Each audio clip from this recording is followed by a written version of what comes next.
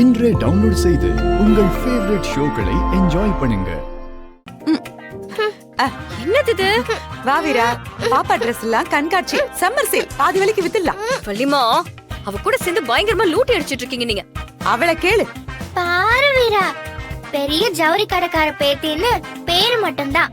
ஆனா நான் பார்ட்டிக்கு போட்டு போறதுக்கு ஒரு ஒரு ஒரு நல்ல ட்ரெஸ் கூட இல்ல.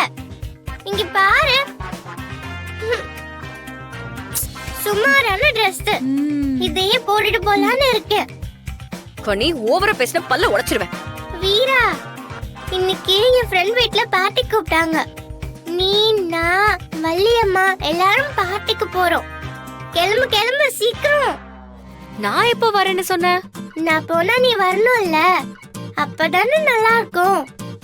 எனக்கு நிறைய வேலை இருக்கு மேடம், நீங்க வேணா போயிட்டு வாங்க. ஆமா, உனக்கு யார் பார்ட்டிக்கு போக பெர்மிஷன் கொடுத்தது?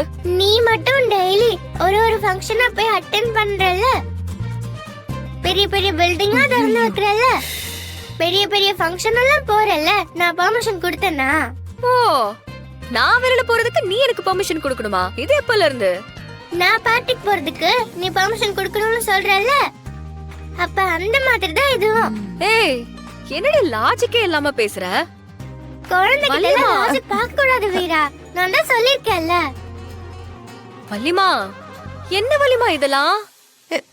என்ன கிட்ட நான் என்ன பண்ணுவேன்? அவதான் தெளிவா சொல்றாளே லாஜிக் பாக்காதன்னு. போயிட்டு வர வேண்டியதான்.